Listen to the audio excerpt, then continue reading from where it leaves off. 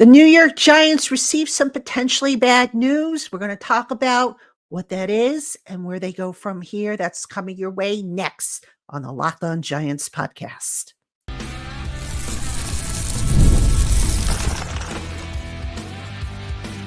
You are Locked On Giants, your daily New York Giants podcast. Part of the Locked On Podcast Network, your team every day. Hello, New York Giant fans, and welcome to another edition of the Locked On Giants podcast, part of the Locked On Podcast family, your team every day. I'm your host, Patricia Traina, credential member of the New York Giants media for Locked On, as well as for New York Giants on SI.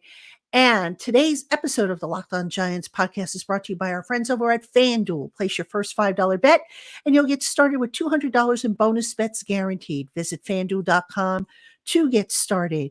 And as always, welcome on in to my Blue Crew community members, to my everydayers, to my newcomers, and everybody in between. Thank you so much for spending part of your day with us here on the Locked On Giants podcast.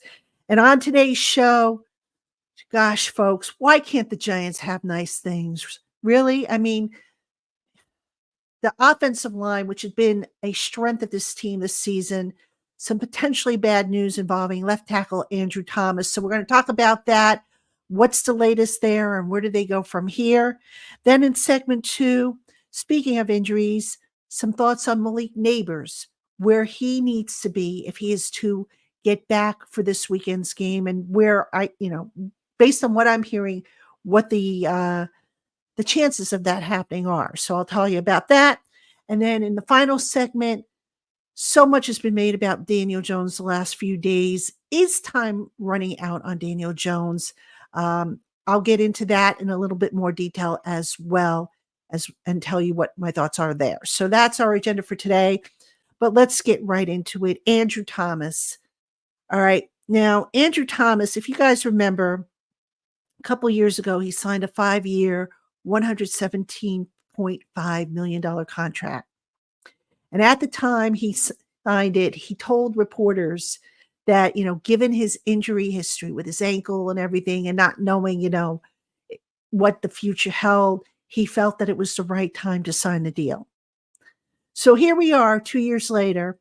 All right. Last year, Andrew Thomas missed several games because of a hamstring injury. Not his fault, but, it happened. And now he is potentially looking at missing the rest of the season with a foot injury. Now, nobody has come right out and said what the exact nature of his foot injury is. The New York Post had a report where they said, it may be the dreaded Lis Frank, but again, that is not finalized. Thomas did go to North Carolina to meet with noted foot surgeon, Dr. Robert Anderson, to explore his options. Surgery is certainly an option. So it does sound like Thomas is going to miss significant time, if not the entire season. And after the game on Sunday, Thomas was just really, really not in a good place as far as his injury goes. He was very honest about it. He was hurting.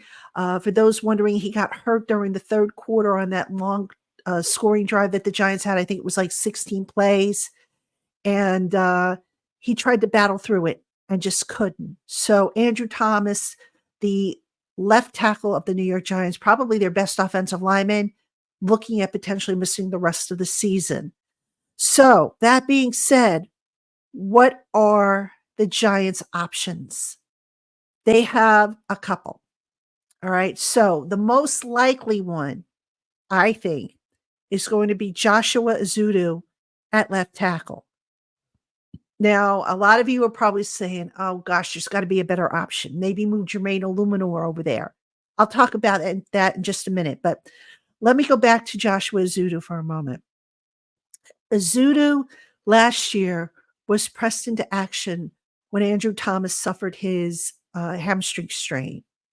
He finished with a 42.4 PFF grade, which was 130 out of 137 tackles. He had a 39.3 pass blocking grade, which was 121st out of 137 tackles, and a 95 pass blocking efficiency rating, which was 88th. Now, to be fair to Joshua Azudu last year, he was thrown in at left tackle after not practicing there the entire spring or summer. That was just kind of like a Hail Mary type of move. And the Giants coaching staff at the time really realizing, oh gosh, we better do something at left tackle because we don't have a swing tackle here. So that was the move that they decided to make. And Azudu, he struggled. Let's not, mince words. He struggled. So if there's reason to be optimistic about the possibility of Azudu playing left tackle this year, he did get snaps there during the spring and the summer and into the preseason. He continued to get practice snaps during, the reps that they go through during the regular season. So he might be better prepared this year if he does indeed get the nod to go in at left tackle. That being said, I still think Azudu is better suited for guard, but the Giants, they just don't have a swing tackle here. They really don't have a legitimate swing tackle. And I'm thinking, a guy who has done it before and who can play either spot. And that's not Azudu, unfortunately. Is it Evan Neal? Well, you would think maybe, but Evan Neal has worked primarily at right tackle. So now all of a sudden, if you're thinking, well, just plug Evan Neal in there, do you really want him having to switch sides after he's done most of his work, if not all of his work at right tackle? That's like, switching, writing right-handed all your life, and now all of a sudden you got to write left-handed. It doesn't just happen overnight. The other option the Giants have is plugging in Jermaine Illuminor at left tackle. Illuminor currently at right tackle. They could move him over to the left side and plug Evan Neal in at right tackle. I don't think they go that route, however. The reason, and it has nothing to do with the fact of, it has nothing to do with Evan Neal being ready or not being ready. It has to do with when you're talking about the offensive line, the fewer moves you have to make to compensate for an injured player, the better you're going to be. So the most logical move would be for Azudu to be plugged in at that left tackle spot. Now, here's the other thing, folks. If that's the move they do take, you can bet that the coaching staff will scheme it up so that Azudu gets help on that left side. And I say that because Illuminor has been pretty solid in pass pro on the right side. All right, coming into last week's game against the Bengals, PFF had a stat that Illuminor hadn't given up any pressures at right tackle or any sacks it might have been. So anyway, Illuminor probably doesn't need help if you leave him at right tackle. Azudu possibly will need help. So that to me would be the way they can help the kid out. Because the thing with Azudu that you have to watch for, and I've spoken to the kid a lot, it's really a sweet kid. The thing you have to watch out for is when he makes a mistake or gets beaten, sometimes his confidence takes a hit and that cascades down to the rest of his game. And you just can't have that. If you get beaten, you just brush it off and you say, okay, you know what? I'll get him on the next play.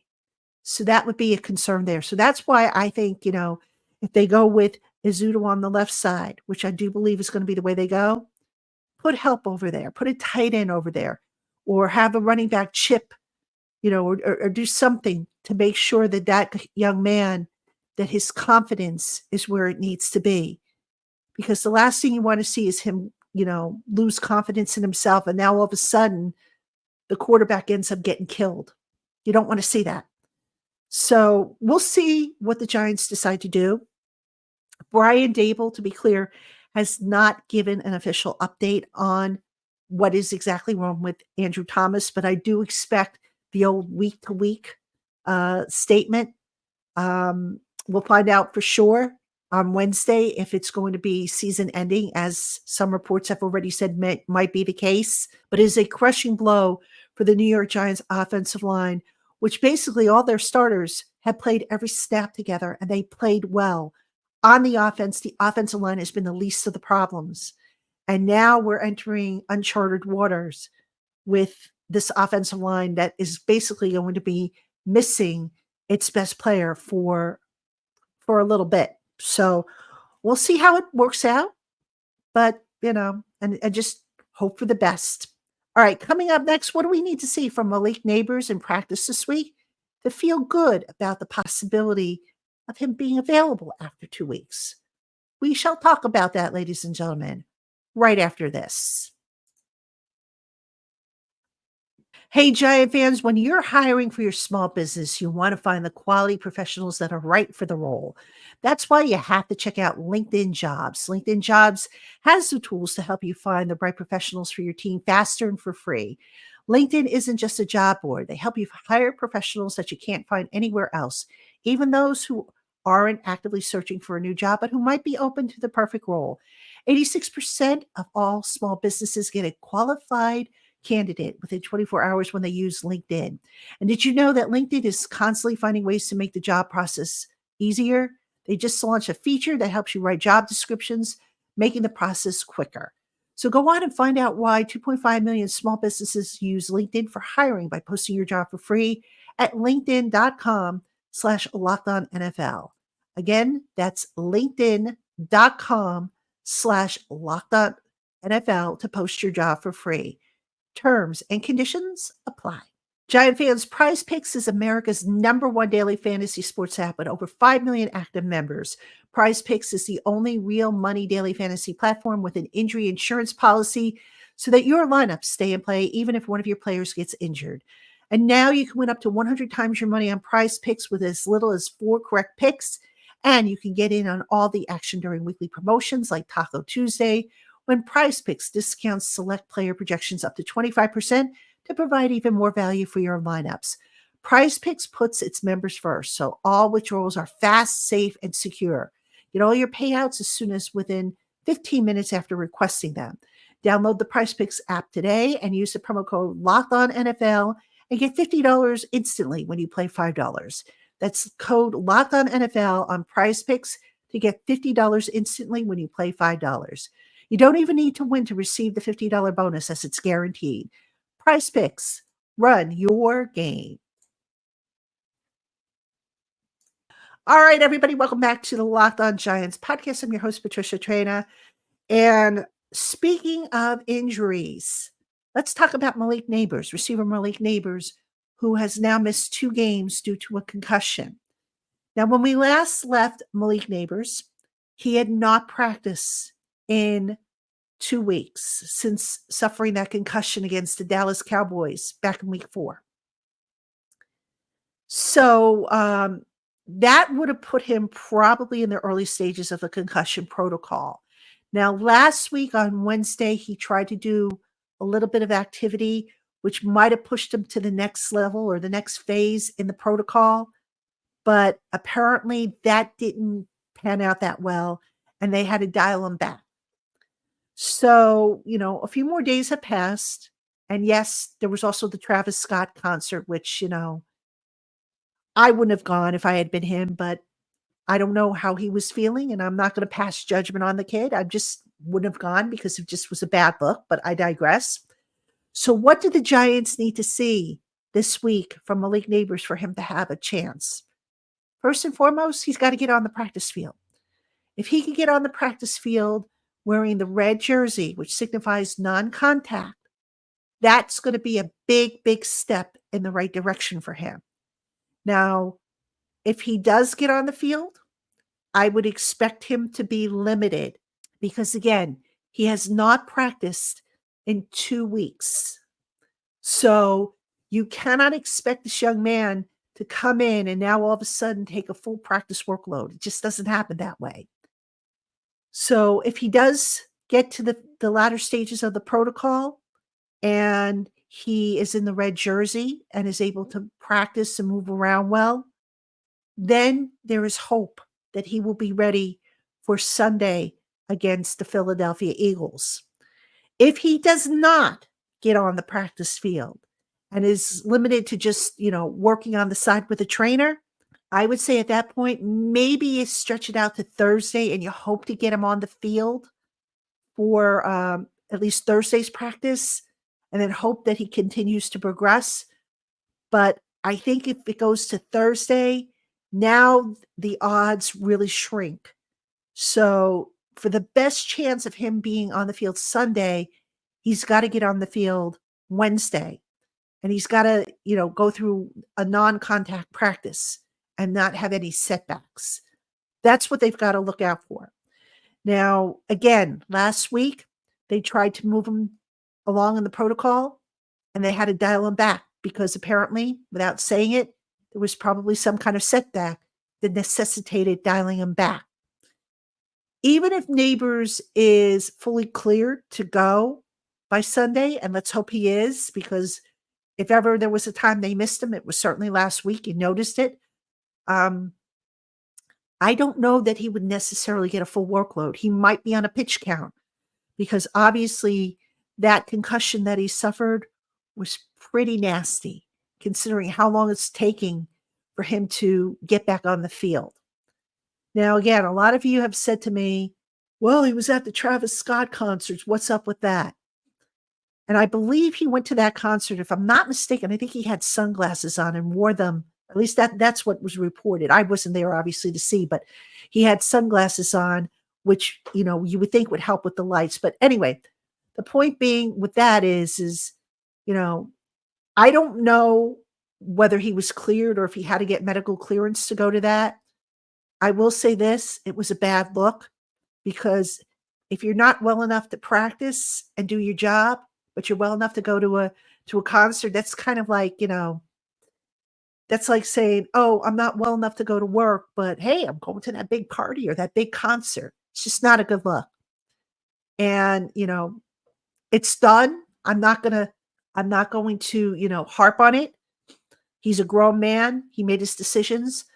But here's hoping that, he's continued to do what he needs to do to get back from that concussion. And by the way, folks, a concussion is not something you want to rush a player back from anyway.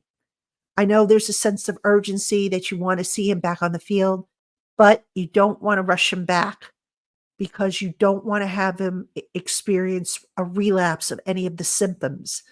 So, bottom line, folks, I think we just all need to be patient and let his body do the healing that it needs to. And I'm sure the Giants medical staff, which is always on the conservative side, I'm sure they're going to do right by the young man and getting him, up to snuff and back on the field as soon as they can. All right, coming up next is time running out on quarterback Daniel Jones. I did ask head coach Brian Dable some questions about that. I'll give you my takeaways from that whole conversation right after this. Hey, Giant fans, you can start the season with a big return on FanDuel, America's #1 sportsbook. So when you get a hunch in the middle of the game, you can check out the latest stats, view live play-by-play, and so much more, all on the very same page where you place your bets. And right now, you'll get started with $200 in bonus bets guaranteed when you place your first $5 bet. Visit FanDuel.com to get started. That's FanDuel.com to download America's #1 sportsbook.